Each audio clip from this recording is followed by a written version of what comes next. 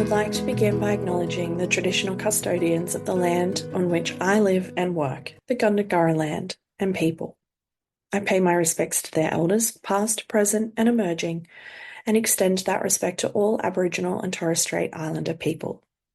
I also want to acknowledge the traditional custodians of the lands on which you, our listeners, are joining us from today. I recognise the deep connection that First Nations people have to this land, their enduring culture, and their commitment to the preservation and care for their country. This land was never ceded, and it always was and always will be Aboriginal land. Welcome to Beyond the Surface. This is a space for conversations that sit at the edges of faith, identity, power, and recovery, especially for those of us who have been shaped, stretched, or harmed by fundamental religion or high control systems. Some episodes are personal, some are reflective, some are educational or curious, or quietly disruptive. All of them are grounded in lived experience and a deep respect for the complexity of leaving, questioning, and rebuilding meaning. We will be talking about religious trauma, various forms of abuse, cult dynamics, queerness, and recovery, not in neat answers, but in honest conversations. In listening to these conversations, some parts might be heavy or activating for you. Please take care of yourself while listening and feel free to pause or step away if you need to.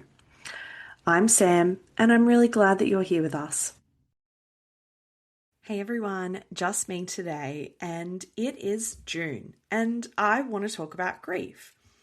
Now, I know how that sounds, because many of you will know it's Pride Month, and the rainbow flags are out, and here I am wanting to sit down and talk to you about loss. But stay with me for a minute, because I think that tension is kind of the point that I want to make in this episode. I think if you found this podcast, and if you are queer, or you have queer friends, family members, or anything like that, then you know what it is like to have your queerness and your faith in the same body at the same time, and you probably already understand why those two things aren't actually a contradiction.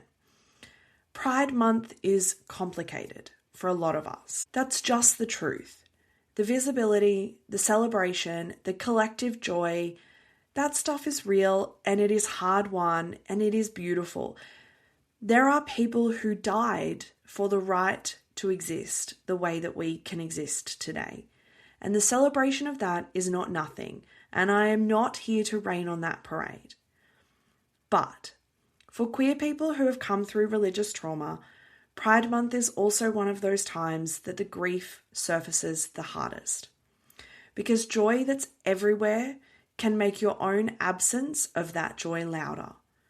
The collective celebration can illuminate exactly what you didn't get, what was taken from you, what can't be recovered.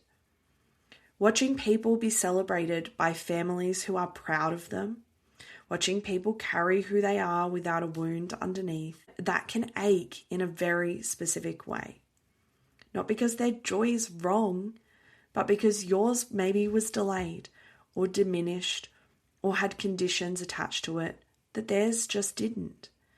And I think we need to make room for both things at the same time. The celebration and the grief.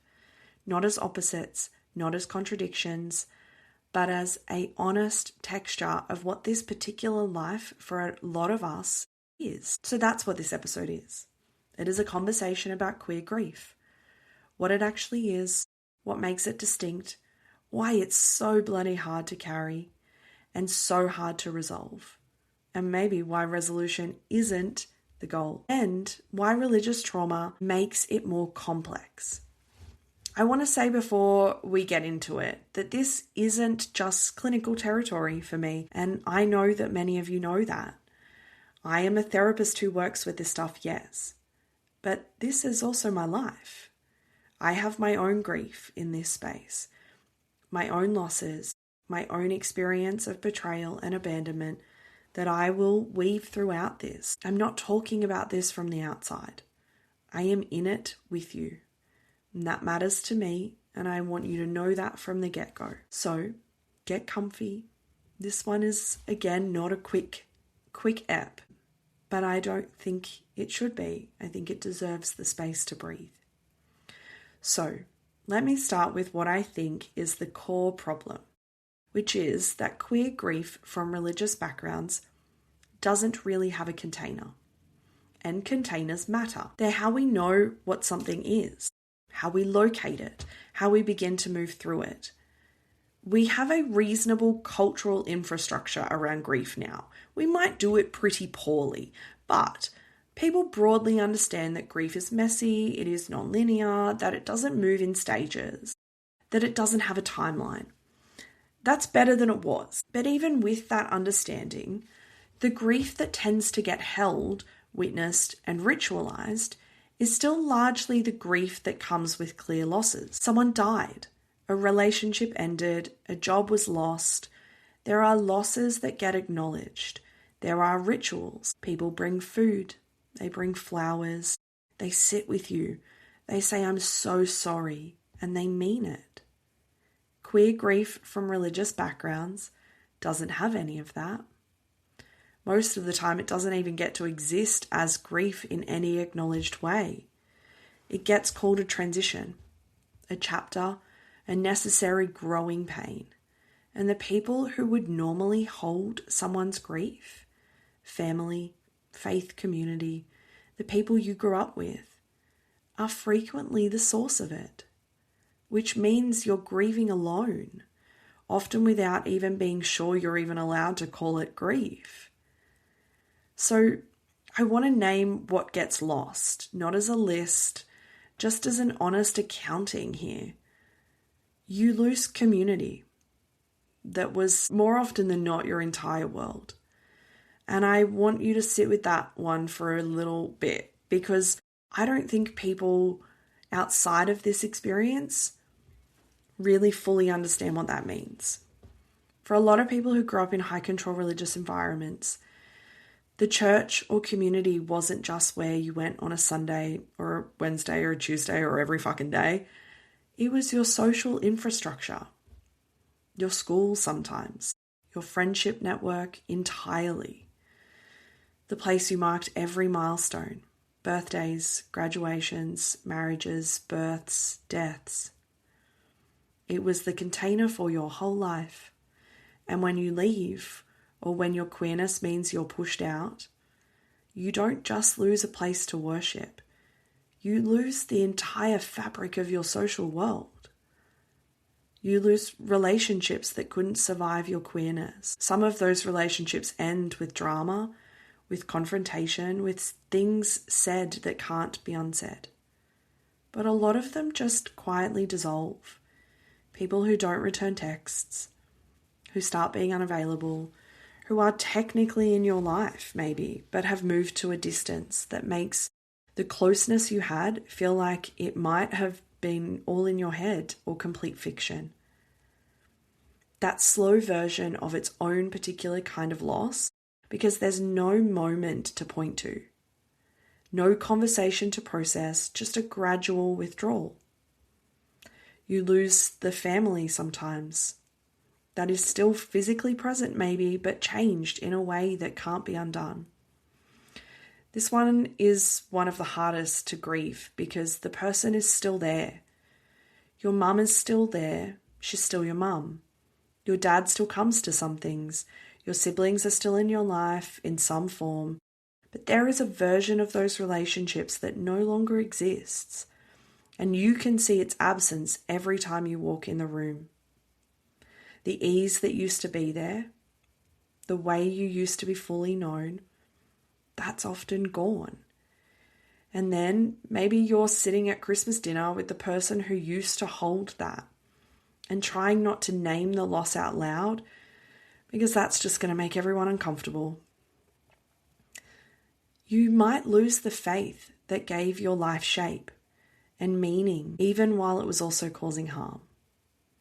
This one is complicated because people sometimes expect it to be simple. You left the thing that hurt you, so surely the leaving is straightforwardly good. But faith isn't just doctrine. It is a framework for understanding reality. It's what made things make sense. It's what gave you a place in the universe. Losing it, even when losing it was necessary and maybe even right, it is still a genuine loss. The grief of it is real, and it doesn't mean that you made the wrong choice. And you lose the version of your future that you had to grieve before you could even build a different one. The wedding that looked a certain way, the family that had a particular shape, the life that had been half imagined from childhood in a specific image. Even if the life you build is more beautiful and more true, and it often is, there's still a loss in the relinquishing of the one that was laid out for you. You had to let it go before you could build something real. That letting go is grief, even if the other side of it is better. I want to give a name to the quality that a lot of these losses share because I think it helps. It's called ambiguous loss, the kind of loss that doesn't resolve cleanly because the thing lost is still partially present.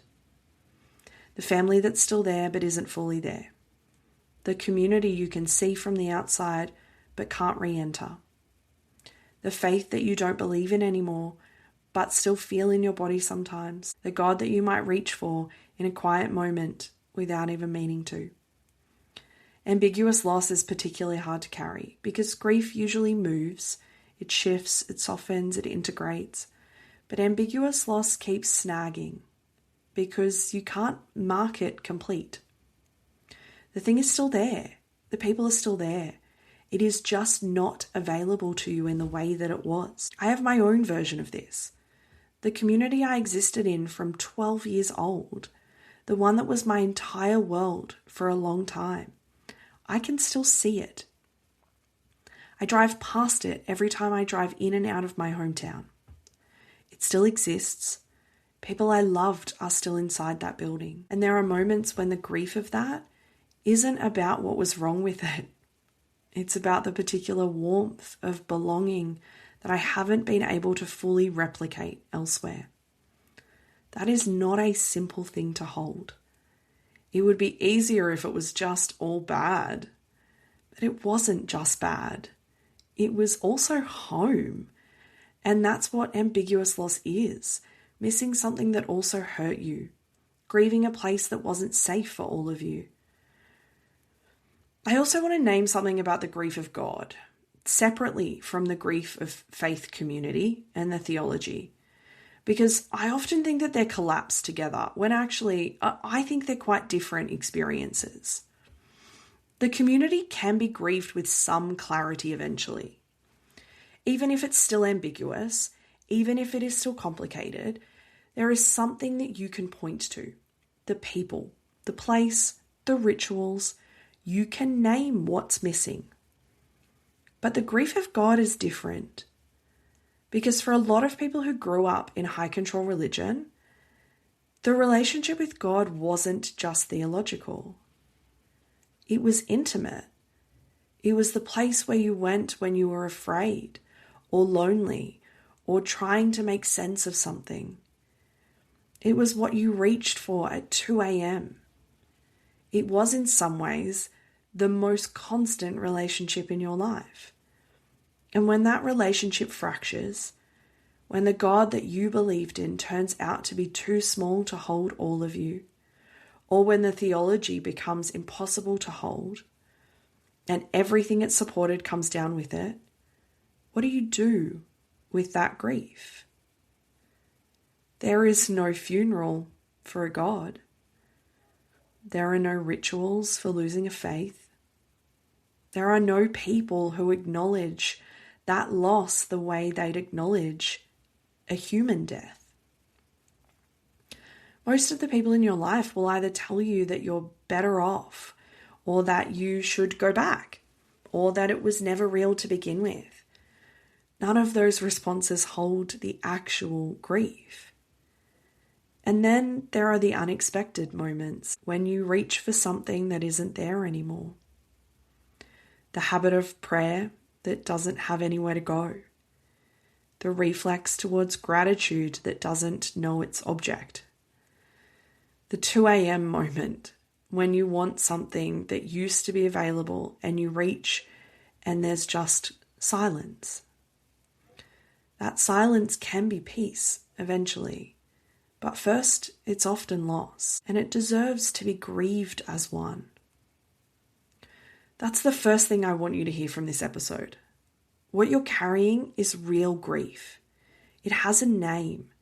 You're not dramatic or unable to move on.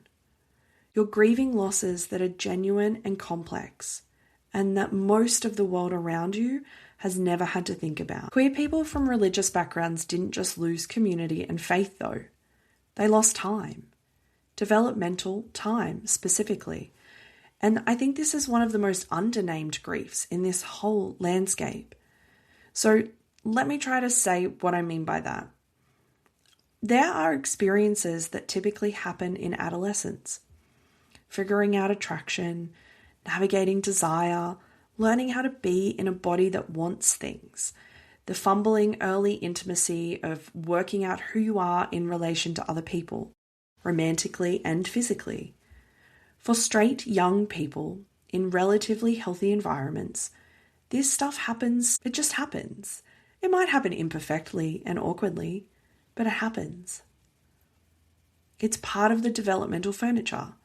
By the time you're an adult, you've had some version of that foundation underneath you.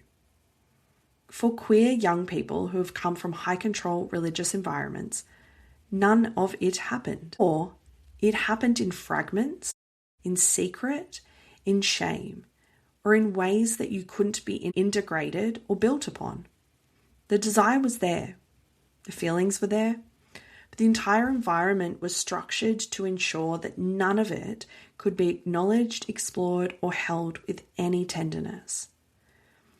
You might have spent those years suppressing the thing, praying against it, trying to become someone who didn't feel what you felt. And the developmental work that should have happened during that time, the practice, the learning, the gradual building of a self that knows how to be in relationship, didn't. And then you come out, maybe in your mid-20s, or maybe much, much later. Maybe it happens all at once, or maybe it is a long, gradual process. And you find yourself navigating what feels like adolescent emotional experiences. The intensity of early attraction, the not knowing how to be, the complete overwhelm of a new relationship, while being in a fully formed adult body. In every other dimension of your life also. You might have a career and a mortgage and a decade of adult competence behind you, and yet still be completely disoriented by intimacy in ways you can't always explain. I want to be really careful about how I say this because I don't want it to land as pathologizing in any way. This disorientation that you might have felt or feel is not a flaw. It is completely logical consequences of what happened. If the foundation wasn't built, the building doesn't stand on it. And no amount of wanting to be okay, no amount of self-awareness or automatically installs what should have been there and wasn't. It affects relationships in specific ways. There can be a rawness, an intensity, a kind of emotional escalation that arrives early and can be confusing for everyone involved, including you. Partners who didn't have this history sometimes don't understand where this intensity comes from. And I'm not saying intensity is bad either. We just need to be aware as to where it's coming from and be curious about what it's telling us. It's hard to explain without telling a story that feels too big, too heavy, or too much for an early relationship to hold. It can make queer spaces feel unexpectedly alienating, which is its own painful irony. You finally get to these spaces and you find that there is a shared cultural history you weren't a part of. The references, the milestones, the coming of age experiences that form the connective tissue of community. You missed those. Everyone else seems to have it before. A teenage love story, a first drag show, a queer coming of age that happened when it was supposed to. And you have a gap where that should be, and walking into a room full of people who had the thing you didn't can feel lonelier than staying home. The grief here is particular because there's nothing to point back to. With most losses, there's a before. Something existed and then it didn't. But this is an absence where something should have been. You can't grieve a specific thing because there's no specific thing to name. It's more like the shape of a space that was never filled. And that's harder in some ways because there's nothing concrete to mourn. Just the knowledge that something was supposed to happen and it didn't. For me, this showed up in ways I didn't have language for a really long time. Coming to things late, not just firsts, but the whole emotional grammar of certain experiences, and not understanding why they felt so disproportionately large. Realizing that the size of a feeling wasn't because something was wrong with me, it was because I was doing at 30 what other people did at 16. With none of the scaffolding that comes from having practiced it during your younger years, and all of the self-consciousness of an adult who knows they should already know how this works. And so if any of this is landing for you, I want to say very, very clearly, you didn't miss anything because you weren't paying attention. You didn't miss it because you were weak or broken or too deep in something that should have been obvious. You missed it because you were in an environment specifically designed to ensure that you would. That is not a character failing. That's a theft, and it deserves to be named as one. The grief of lost developmental time is real, and it doesn't have an easy resolution. You can go back and have the experiences you didn't have. You can have new ones, and those new ones matter enormously, but they don't replace the ones that were prevented. They exist alongside the absence, not instead of it. Holding both, the genuine joy of what you do get to have now, and the genuine grief of what was taken. That is part of this work. I want to say something about identity here too. One of the things that gets lost in this developmental window isn't just relationship experience. It is the slow, very ordinary process of building a queer identity in community with other queer people. The cultural inheritance, knowing your history, the films, the music, the particular language and reference points, and in-jokes that form that same connective tissue of queer community life. If you grew up with that, even imperfectly, even in a limited way, you have something to stand on when you enter queer spaces as an adult. There is a foundation. There is a sense of, I've been a part of this. This is mine too. If you grew up in a system that actively kept you from it, that framed queer culture as dangerous, worldly, corrupting, or evil, you enter those spaces without that foundation. And then you have to build it as an adult, which is a different kind of work. You're not just discovering things you hadn't come across.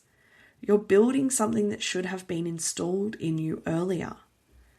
That is tiring in a very specific way, and it can make you feel like an outsider in spaces designed to be your home, which is a painful irony that not enough people talk about, honestly. Queer community, for all its beauty, can also have its own unspoken assumptions, especially about shared experience. And if your experience was radically different, if your path to yourself was longer, more costly even, you can find yourself nodding along to things you don't quite relate to, or feeling like your story doesn't fit the shape of stories that get told. That is not a reflection of your worth in those spaces, but it can feel like one. And naming it as a form of developmental grief rather than as a personal failing can make a real difference. There is a concept in trauma work called betrayal trauma. And the short version is this: when the source of your harm is also the source of your safety, the wound operates differently than harm from a stranger or a distant institution. Because it doesn't just hurt you, it ruptures the attachment. And the nervous system, which is designed to orient towards safety and away from threat, becomes profoundly confused by a situation in which the thing that's hurting you is also the thing it learned to feel safe with. This is why the church's rejection of queer people is so devastating in a way that goes beyond theology, beyond even community loss. Because for a lot of us, the church wasn't just an institution we belonged to. It was the primary attachment system. It might have been your family. It was the context in which love and safety and belonging were first understood and experienced. It was where we were held when we were small and where we learned what it meant to be held. And when a system like that rejects you, not incidentally, not as a byproduct of something else, but centrally, theologically, and as a matter of doctrine, it doesn't land like being let down by an organization. It lands in the attachment system. It hits the same places that early relational wounds hit, because that's what it is. I want to talk about my own experience here for a moment, because I think it's relevant, and because I don't want to make this abstract when it isn't. I grew up without a father for the first 9 years of my life, the formative years. And when he did end up in my world, quickly and abruptly, it was anything but good. It was full of emotional and verbal abuse, and a very clear message that I was not enough, and that I would never measure up to his other children. By the time I reached what became my home church at age 12, the church understood that absence that I felt all too well. There were people in leadership who knew how to speak to it, who knew how to make the church feel like my family in a way that filled something in me that was genuinely empty. Father God was not a metaphor I held loosely. He was the closest thing I had to the thing that I didn't have. And the community, the sense of being known, being claimed, being loved by something larger than myself, that was real. Whatever ended up being harmful about it, that part was real.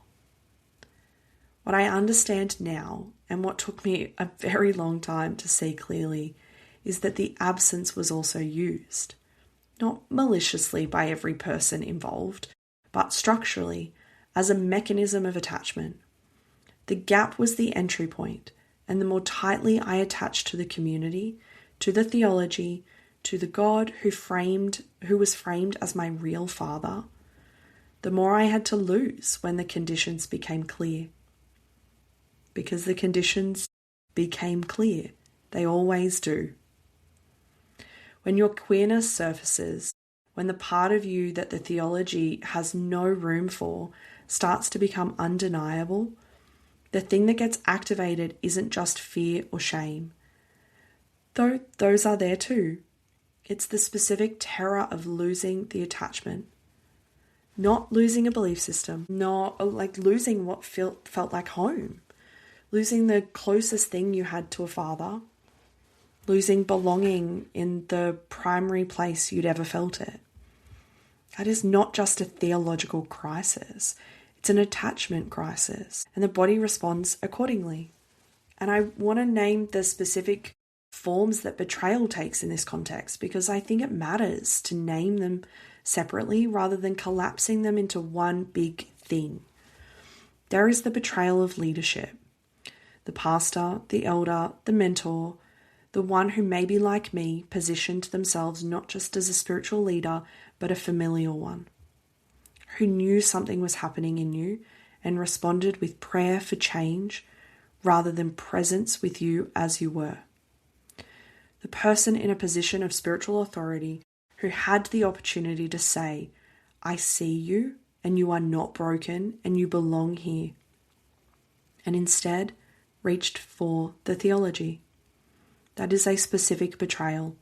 It has a specific texture and it lives in you in a specific place. There is the betrayal of parents who choose the theology over the relationship. Now, I want to make it clear that this is not my experience, and I am beyond privileged and grateful for that. And because of that, I want to be really gentle, because I know that for many of you, this is the rawest one. And I want to be honest, because when a parent cannot fully receive their queer child, when there is a condition on the love, even a soft one, even one that the parent doesn't experience as a condition, that is a rupture in the primary attachment bond. It doesn't matter that they love you. It doesn't matter that they're doing their best within the only framework they have. The impact is the impact. The wound is the wound. And the specific grief of a conditional parent is one of the loneliest things I know. There's the betrayal of friends who disappeared. Now, this is still the heaviest and the most painful thing for me. So if you feel that, know that I see you in that. They maybe didn't disappear with cruelty, or maybe they did, but often just with distance. The ones who stopped having time, whose messages got shorter or colder, who are still technically in your life maybe, but have moved to a place where the closeness you had is no longer available. That particular loss is slow and quiet and has no clean ending. And then there is the betrayal of the institution itself, the community that told you it loved you unconditionally and then demonstrated the conditions very clearly. The theology that said God is love and then drew a sharp line around what God's love required you to be. The promise of unconditional belonging that turned out to be conditional in the most fundamental way possible. Conditional on you being a version of yourself that you are not.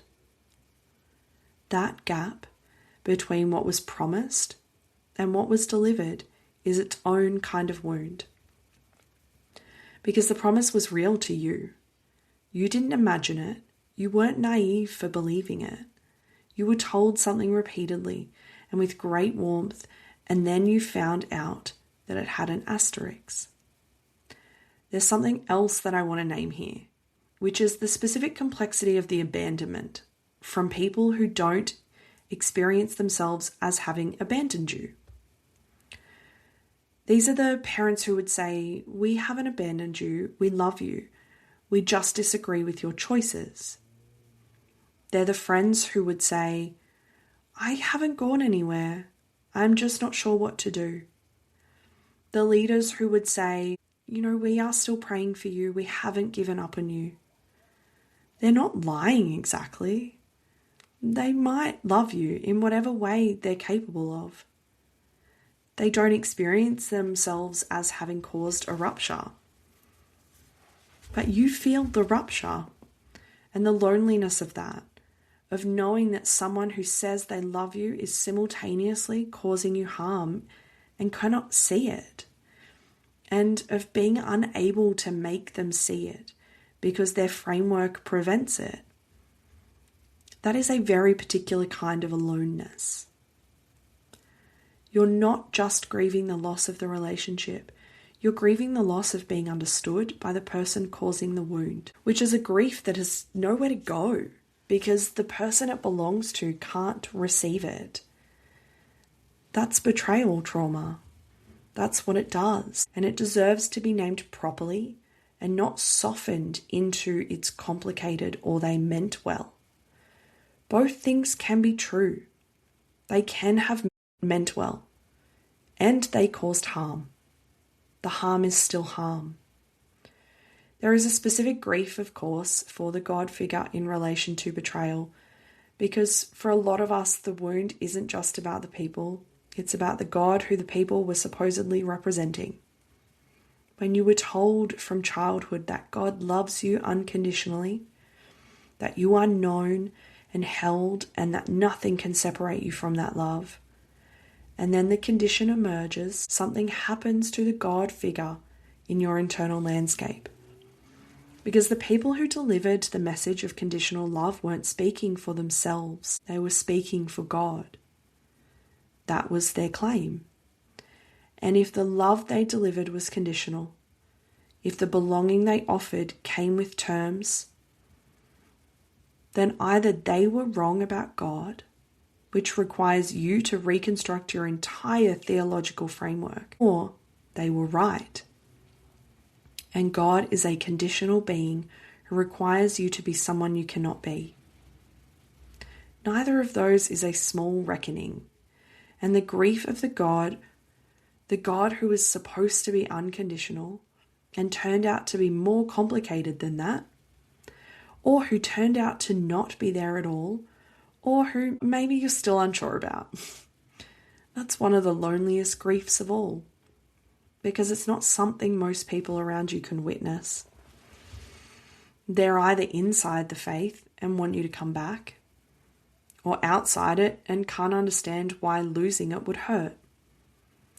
The middle space where you're not sure, where you're grieving something you can't even name clearly or cleanly, is a very unsupported place to stand. I want to talk for a moment about the chronic dimension of this, because for a lot of people this isn't just a historical grief. It's ongoing. It keeps getting reopened. There are people listening to this who are out, who have built a life, who have community and maybe a partner and maybe years of therapy and genuine joy in who they are, and who still in certain moments feel the grief as fresh as if no time had passed. I am one of those people. And there will be people who go to a family dinner where you bring your partner and you watch your mum be warm but careful in a way that tells you she's still working on it.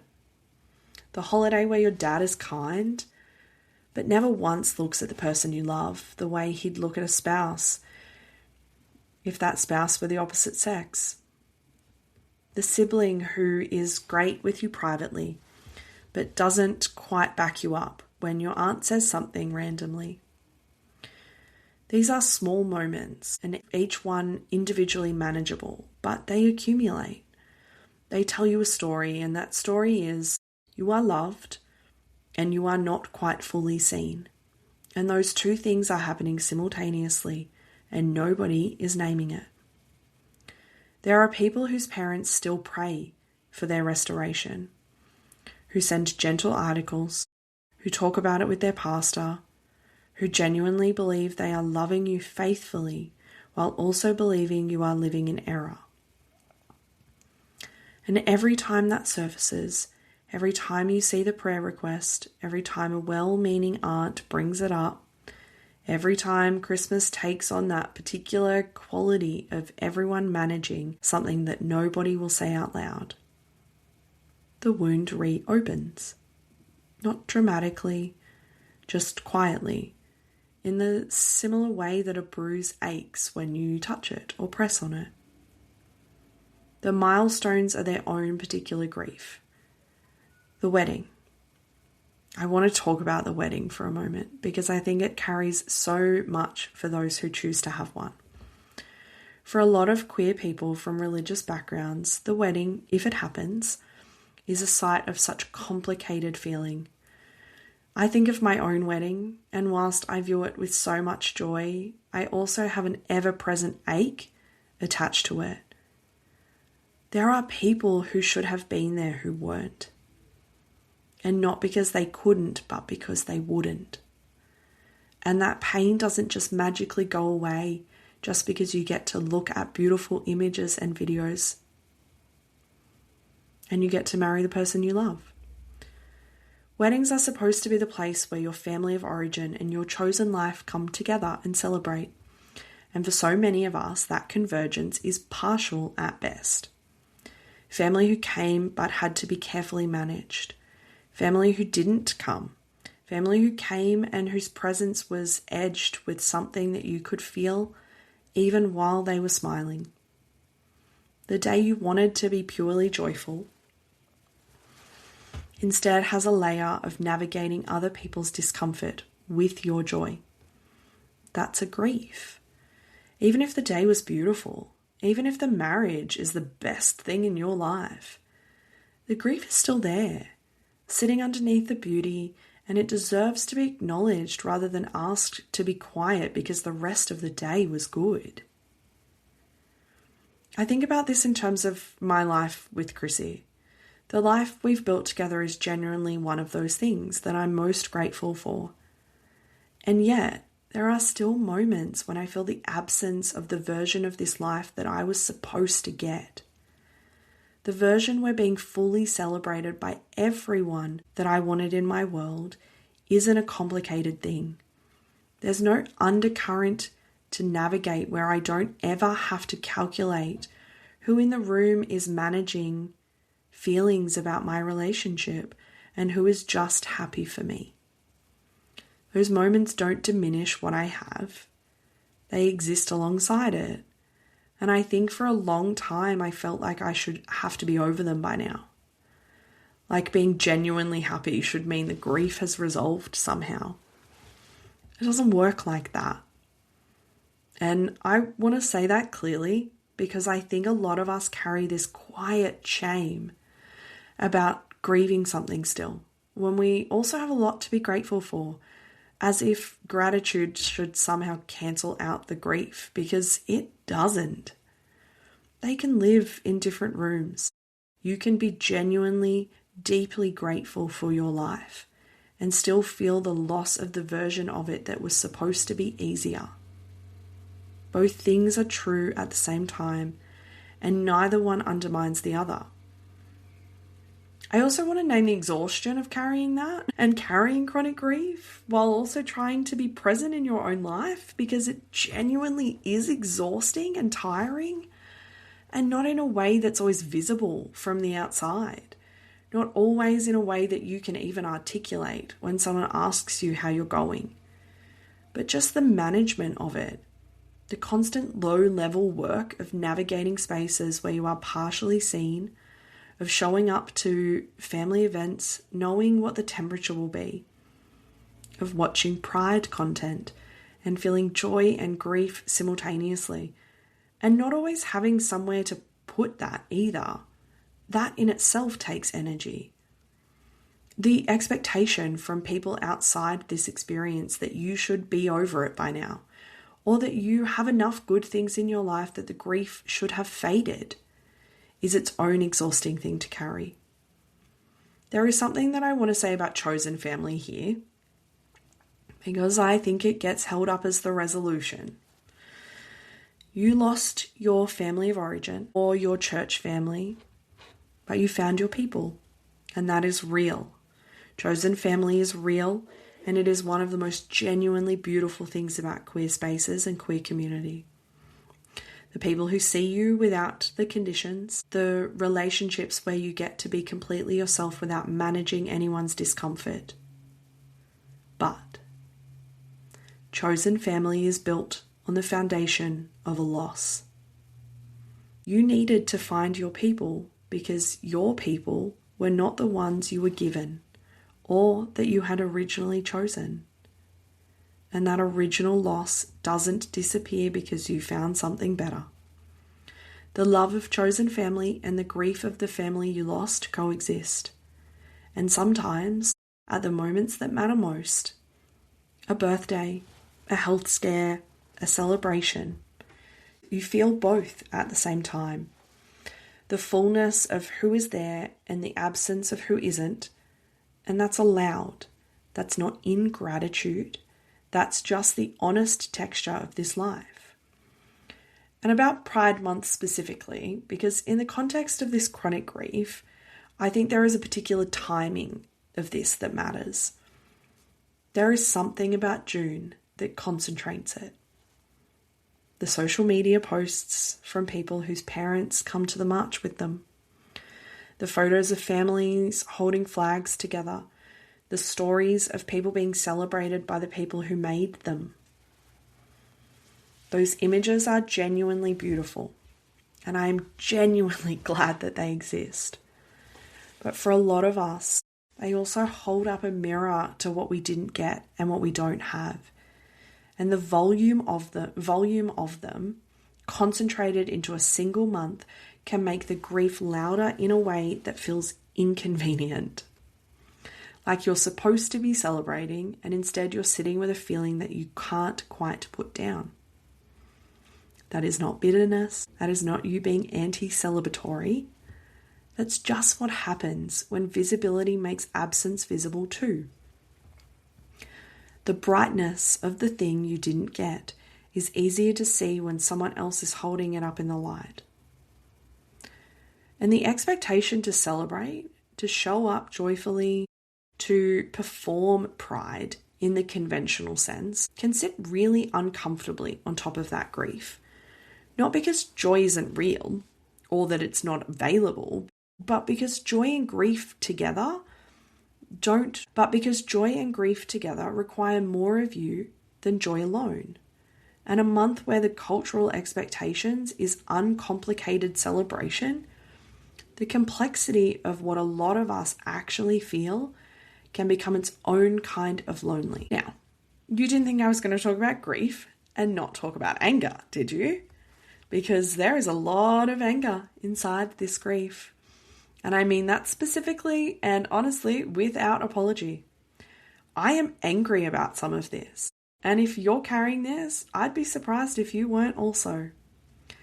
There's the anger at the years spent suppressing something that was true and good and yours.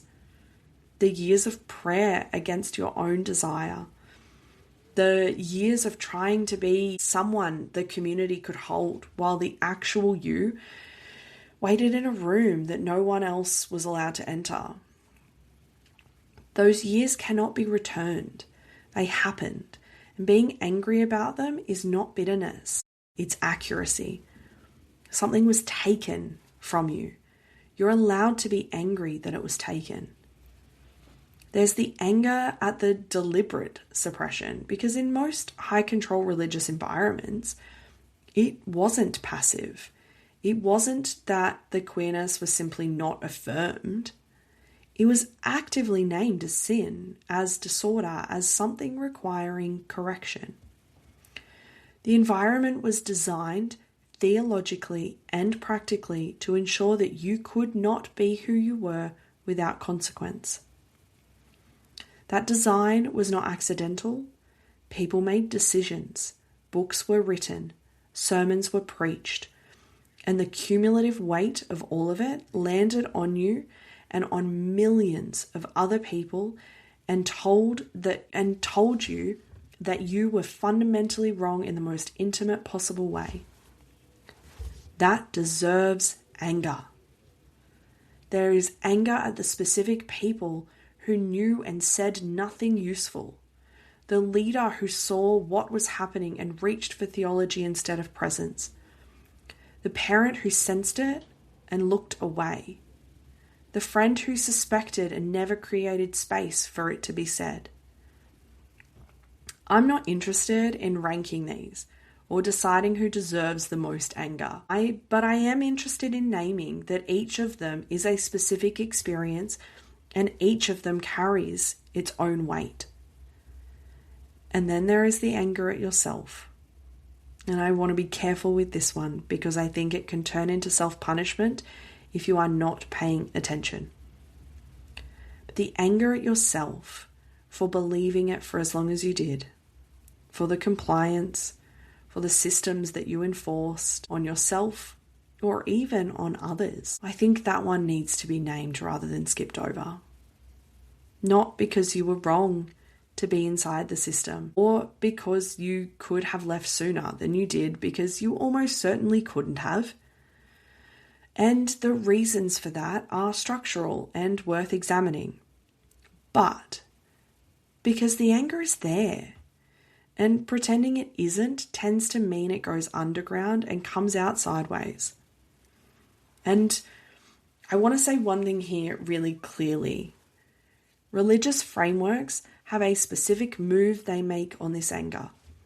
They reframe it as bitterness. They invoke the theology of forgiveness as a reason to put the anger down before you've actually had room to feel it. They suggest that being angry still is evidence that you haven't truly healed, that you're holding on to something you should have released by now. that your unresolved anger is the thing standing between you and wholeness. That move is one of the most harmful things religious frameworks do to people recovering from religious harm. And I want to say clearly that it is a continuation of the original harm, because it's doing the same thing the original system did. It's still telling you that your response to what was done to you is the problem, rather than the thing that was done to you.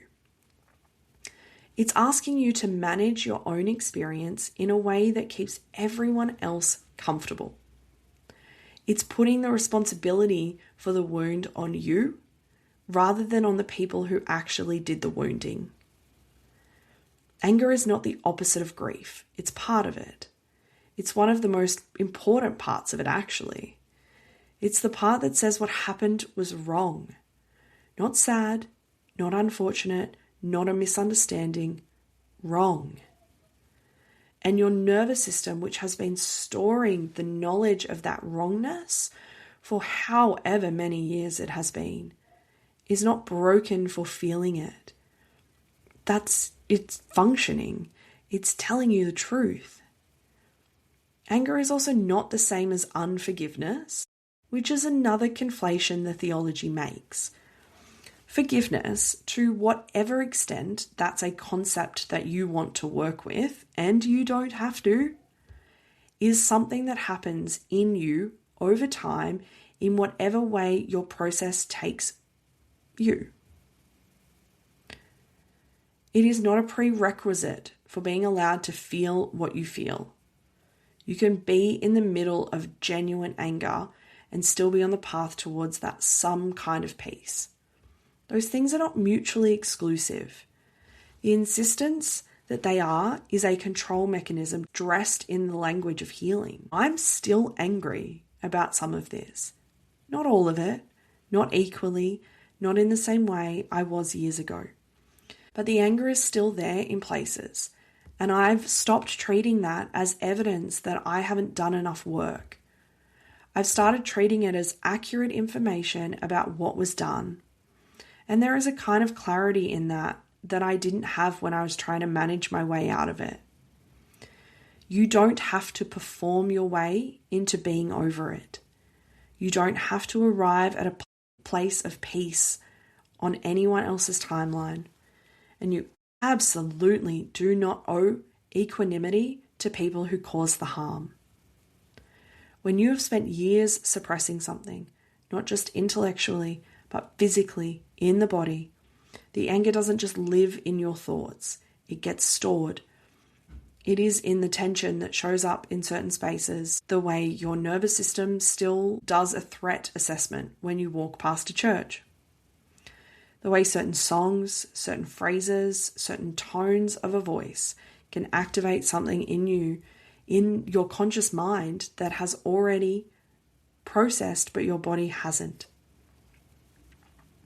The way intimacy can sometimes brush up against something that has nothing to do with the person in front of you and everything to do with what you were told your desire meant. That somatic anger is real. It's not irrational. It's the body doing its job, holding a record of what happened in a way that keeps you alert to environments that resembled the harmful one. And part of the work is not getting rid of it. You can't just decide to not have a nervous system response, but it's learning to be with it, to recognize it for what it is, to give it some room without letting it run everything. The anger in all its forms is part of your story.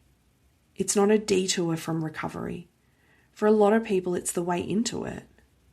The anger is often what finally gives you permission to say, what happened was wrong. And that's not a small thing. For a lot of us, for a very long time, we couldn't say that. We had frameworks that prevented us from saying it. And the anger, even the messy, inconvenient, doesn't come out clean anger, is what breaks through those frameworks. It's the part of you that refused to accept the story the system told you about what you deserved. So, let it be there. You don't have to act on it in ways that cause harm, but you don't have to tidy it up before it's ready. It gets to be a part of this too. I told you I wasn't going to wrap this episode up neatly, and I meant it. So let me try to say something honest about where grief actually goes when you let it be what it is. This is not closure. I think closure is largely a myth for this kind of loss. There's no moment where you finish grieving the community, check the box and move on. There's no arrival point where the developmental losses stop mattering. There's no conversation that resolves the betrayal into something clean and complete. The losses are too complex, too ongoing, too woven into who you are for there to be a tidy ending. What there is, I think, is integration, which is different and in some ways more interesting. Integration is when the losses become part of the fabric of who you are rather than a wound you are constantly managing. When you can hold what happened with some steadiness, not without feeling and not without pain, but without being destabilized by it every time. When the anger is still there, but it's yours rather than it's running you. When the grief is still there, but it has a place in you rather than everything else having to work around it. That doesn't happen through thinking your way out of it. And I want to say something about that because I think a lot of people who are smart and self-aware and have done so much of the real intellectual work on their deconstruction can hit a wall here. You can understand everything about the system, name every mechanism, have a comprehensive analysis of what was done and why it was done, and still carry it in your body in a way that the understanding doesn't touch. Because your body is where grief lives, not in the head, and it needs to be met where it lives. What actually helps, and I'm not going to make this a list, just some honest observations, is being witnessed, having language for what happened, which is part of what I hope this episode does for some people. Community that doesn't rush you towards resolution, that can sit with you in the messy middle of it without needing you to be further along than you are. The somatic work that meets the body where the grief actually is, that works with the nervous system rather than just the narrative. Time, but not time alone. Time with the right conditions, with the right support, moving in the right direction. And for what it's worth, the therapeutic relationship itself can be a part of this. Not because a therapist has the answers that you don't, but because being genuinely seen by someone who has the capacity to hold what you're carrying without flinching, without rushing you, without needing you to arrive anywhere particular, that is healing in itself. It is a corrective experience for an attachment system that learned it was only safe to be partially known. I want to come back to Pride Month specifically, because I started there, and I think it's where it needs to land. I think real pride for people from this background isn't just celebration. I think it is the insistence on existing fully. Grief and joy, and anger and tenderness, and everything else. All of it, all at the same time, without asking any part of it to be quiet so the rest can perform better. That's not a diminishment of celebration. It's a more complete version of it. Because the pride that costs nothing isn't the same as the pride that came through all of this. You are allowed to celebrate who you are and grieve what it cost at the same time, in the same body, on the same day even. That's not a contradiction. That's the full truth of this particular life. I'm not at the end of it. I don't even think there is an end of it. Not in the way that that phrase means, but something has shifted over the last few years in how I carry it. The losses are still real. The anger is still there in places. The ambiguous ones are still ambiguous. But there is a quality to it now that's more like, this is a part of me rather than this is happening to me. And that difference between being inside the grief and being someone who has grief, I think that's what integration actually feels like. Not the absence of pain, but the pain having a home. And there is genuine joy in this life. And I don't want to end without saying that. Not in a way that cancels the rest of the episode or cancels the grief, but in a way that holds both of those things honestly.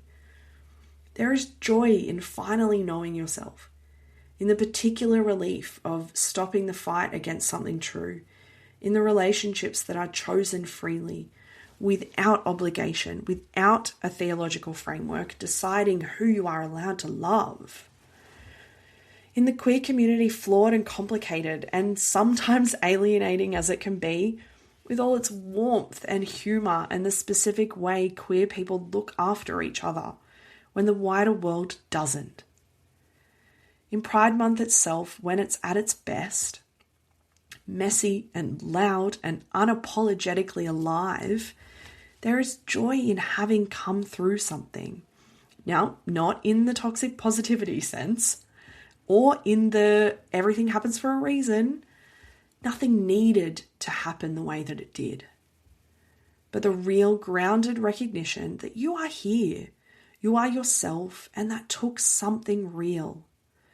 The self you've built out of and through and despite all of this is genuinely yours in a way that the self handed to you would have never been. I want to finish with something simple.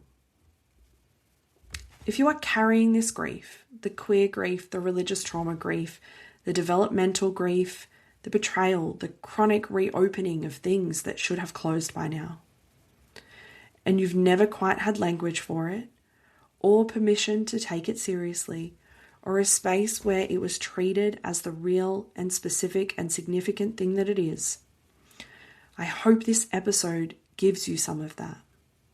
You are not behind. You are not stuck.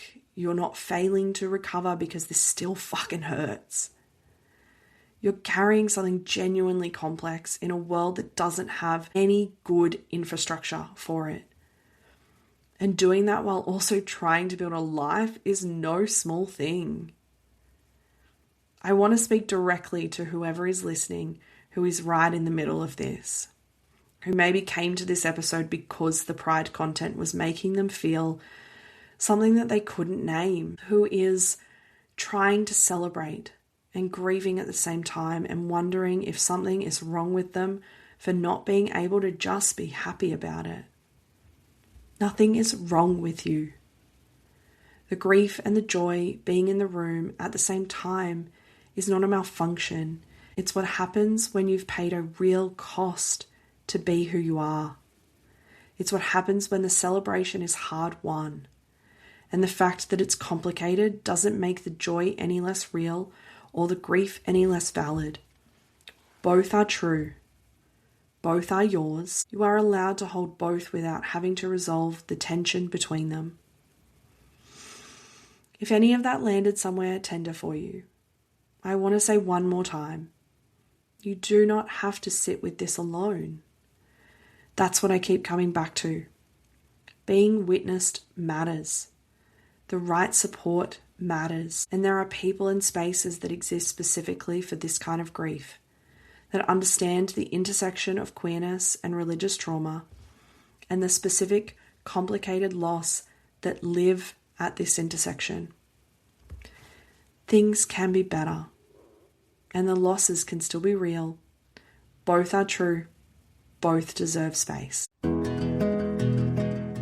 Thanks for listening to Beyond the Surface. If this episode resonated, challenged you, or named something you've struggled to put words to, I'm really glad you found your way here. You'll find ways to connect, learn more, and explore further in the show notes. As always, you are good, you have always been good, and your story matters always.